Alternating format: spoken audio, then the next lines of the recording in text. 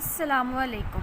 आज हम लोगों ने क्लास 9th फिज़िक्स के चैप्टर 4 डायनामिक्स 2 के न्यूमेरिकल प्रॉब्लम्स को स्टार्ट करना है। न्यूमेरिकल प्रॉब्लम्स में हमारे पास फर्स्ट प्रॉब्लम है, calculate the torque acting on a spanner of length 20 centimetre to loosen a nut by a force of 50 newton. If the same nut is to be loosen up to by the force by of 100 newton, what should be the length of spanner. इस question में given है कि हमने एक spanner है जिसके through एक नट को लूज़ करना है और उस नट को लूज़ करते हुए हम अगर फोर्स अप्लाई कर रहे हैं 50 न्यूटन की और लेंथ ऑफ स्पैनर 20 सेंटीमीटर है, तो इस केस में हमारे पास जो टॉर्क अप्लाई होगी वो हमने कैलकुलेट करनी है। जब हम टॉर्क कैलकुलेट कर लेंगे, सेम टॉर्क अगर हमने अप्लाई करनी हो किसी और स्पैनर से और उसके ऊपर हम जो फोर्स अप्लाई कर रहे हैं वो 100 न्यूटन है, तो इस केस में स्पैनर की लेंथ क्या होनी चाहिए वो हमने फाइंड आउट करनी है। इस क्वेश्चन में हम देखते हैं कि फर्स्ट लेंथ जो हमें गिवन है स्पैनर की वो है हमारे पास 20 सेंटीमीटर। इसको हम क्या लेते हैं L1। सेंटीमीटर को मीटर में कन्वर्ट करने के लिए डिवाइडेड बाय 100 करेंगे। जब 20 को 100 से डिवाइड करेंगे तो ये हमारे पास आ जाएगा 0.2 मीटर। फोर्स हमारे पास गिवन है 50 न्यूटन की और इस लेंथ और फोर्स को यूज़ करते हुए हमने टॉर्क कैलकुलेट करनी है।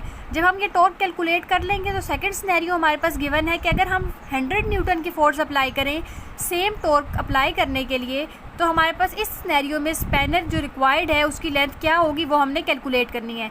तो हम इस सेकंड फोर्स को कह लेते हैं F2 जो हमारे पास गिवन है 100 न्यूटन। सेकंड लेंथ को कह लेते हैं L2, ये हमने कैलकुलेट करनी है। तो फर्स्ट फोर्स और लेंथ को यूज़ करते हुए हम टॉर्क फाइंड आउट करेंगे। टॉर्क का हमारे पास फार्मूला होता है F मल्टीप्लाई बाई L। तो यहाँ पे हमारे पास आ जाएगा F1 multiply by L1। F1 की वैल्यू है 50, L1 की वैल्यू है 0.2। जब इन दोनों को मल्टीप्लाई करेंगे तो यहाँ से हमारे पास टॉर्क आ जाएगी 10 न्यूटन मीटर। अब अगर हमने 10 न्यूटन मीटर की टॉर्क अप्लाई करनी हो और जिस स्पैनर से अप्लाई करनी हो उसकी फोर्स 100 न्यूटन है, तो हमने स्पैनर की लेंथ कैलकुलेट करनी है। तो हम फार्मूला यूज़ कर लेंगे, torque is equals to F2 multiply by L2। L2 क्योंकि हमने कैलकुलेट करना है तो F2 को इक्वल के इस साइड पे ले आएंगे। जब फार्मूले को हम रीअरेंज करेंगे तो ये हमारे पास बन जाएगा L2 is equals to torque divided by F2। Torque हमारे पास है 10, फोर्स हमारे पास है 100। इन दोनों को डिवाइड करेंगे तो यहाँ से हमारे पास लेंथ ऑफ स्पैनर आ जाएगी 0.2 मीटर। अगर हम इसको सेंटीमीटर में कन्वर्ट करना चाहें तो हमारे पास सेकंड स्पैनर की जो लेंथ बनेगी वो है 10 सेंटीमीटर। यानी कि हमने मीटर को जब सेंटीमीटर में कन्वर्ट करना है तो हम इसको मल्टीप्लाई करवा देंगे 100 से। जब 0.1 को 100 से मल्टीप्लाई करवाएंगे तो हमारे पास लेंथ आ जाएगी 10 सेंटीमीटर। सेकेंड न्यूमेरिकल है, a uniform long steel bar of length 1 metre is balanced at the pivot at its middle. Two masses M1 and M2 are suspended at the distance of 0.2 meter and 0.3 meter respectively from the pivot. Ignoring the mass of steel bar, if the mass M1 is 0.6 kilogram, find mass M2. इस question में हमें गिवन है कि एक steel bar है जिसकी length 1 centimetre है और उसको हमने सेंटर से किसी पिवट के थ्रू बैलेंस किया हुआ है। उसके ऊपर दो मैसेज अटैच है M1 और M2। M1 हमारे पास 0.2 meter from the centre attached है और M2 जो है वो हमारे पास 0.3 meter from the centre attached है। Ignoring the mass of steel bar, हम अगर स्टील बार का अपना मैस इग्नोर कर दें, M1 हमारे पास 0.6 kg हो तो हमने M2 इस केस में फाइंड आउट करना है। इस क्वेश्चन में हम सबसे पहले अपने डाटा के अकॉर्डिंग सिचुएशन को अगर देखें तो हमारे पास एक स्टील बार है जिसकी लेंथ हमारे पास ओवरऑल 1 मीटर गिवन है और इसको हमने किसी सेंट्रल पॉइंट से बैलेंस किया हुआ है पिवट से के थ्रू।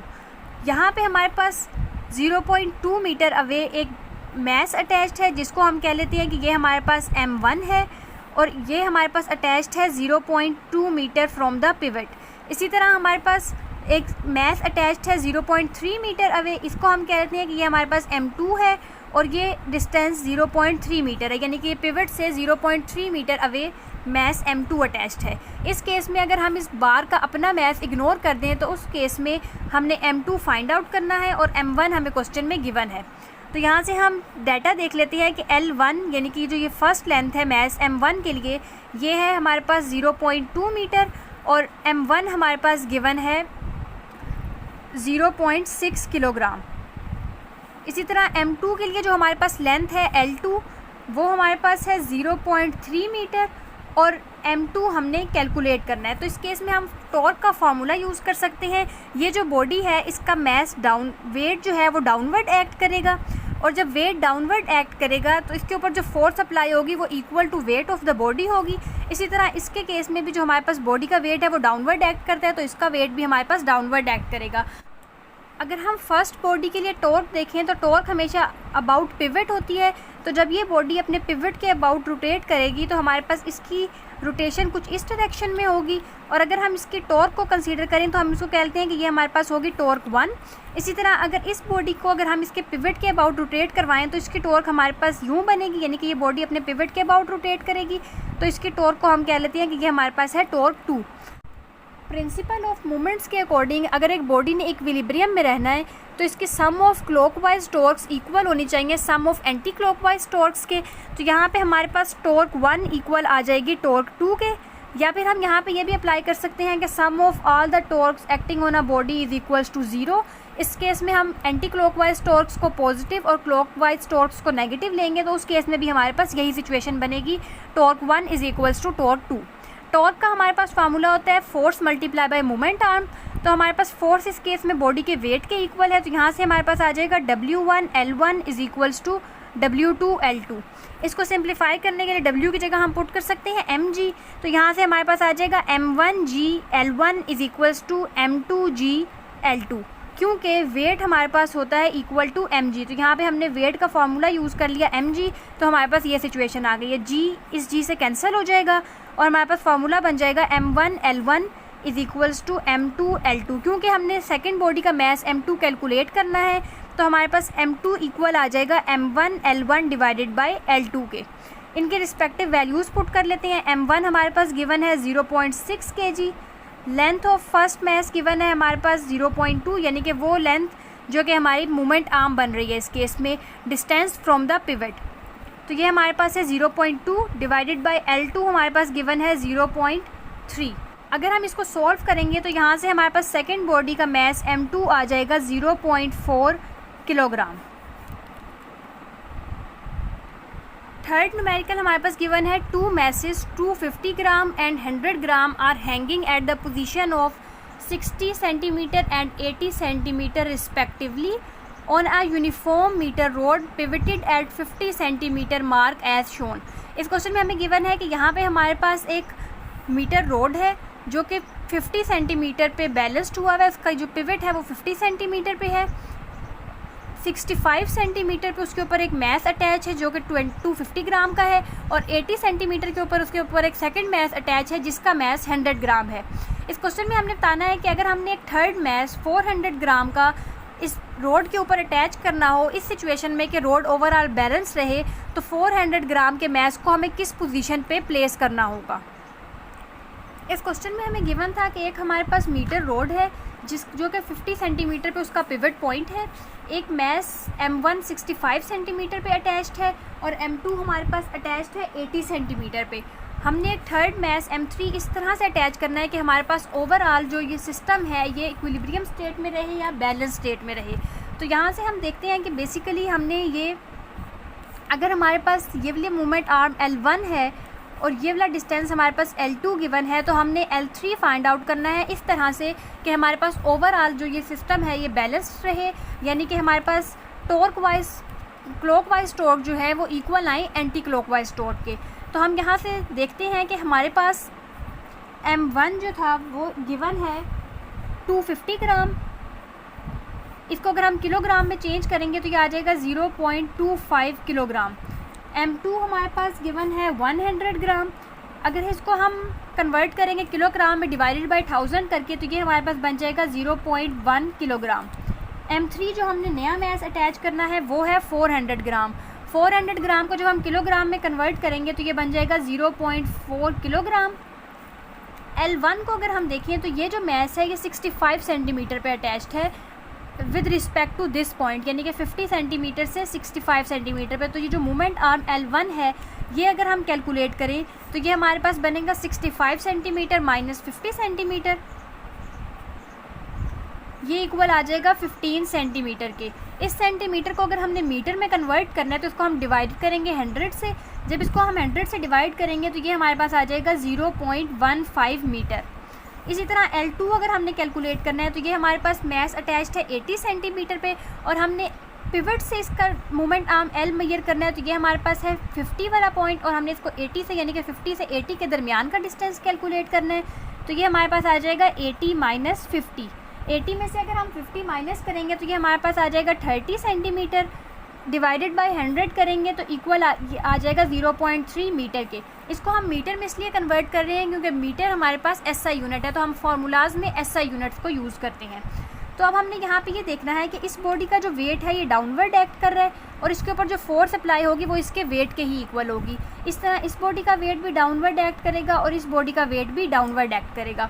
अगर हम इसकी टॉर्क देखें अबाउट पिवट तो इसकी टॉर्क इस डायरेक्शन में बनेगी और इस बॉडी की टॉर्क भी इस डायरेक्शन में बनेगी, लेकिन जो थर्ड मैस है इसकी टॉर्क हमारे पास आएगी इस डायरेक्शन में, टॉर्क 3।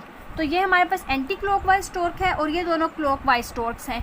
तो इस सिचुएशन में हमारे पास अगर हमने इसको बैलेंस्ड पोजीशन में रखना है रोड को, तो हमारे पास क्लॉकवाइज टॉर्क्स जो हैं वो इक्वल होनी चाहिए एंटी क्लॉकवाइज टॉर्क्स के।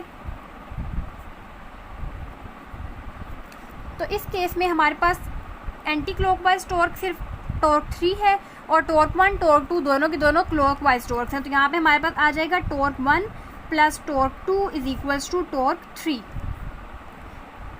L3 फाइंड आउट करने के लिए हम सबसे पहले ये देखते हैं कि हमारे पास टॉर्क 1 जो होगी वो वेट 1 इंटू L1 के इक्वल होगी, टॉर्क 2 हमारे पास वेट 2 इंटू L2 के इक्वल होगी। टॉर्क हमारे पास बेसिकली होती है force multiply by moment arm. Force इस केस में F is equals to W है, तो यहाँ पे हमने फोर्स की जगह पे W पुट कर दिया है। एंटी क्लॉकवाइज टॉर्क के लिए हमारे पास आ जाएगा W3 इंटू L3। वेट क्योंकि हमारे पास इक्वल होता है mg के, तो हम यहाँ पे पुट कर देते हैं m1g L1 प्लस W2 की जगह पे आ जाएगा m2g L2 as it is equals to m3g L3।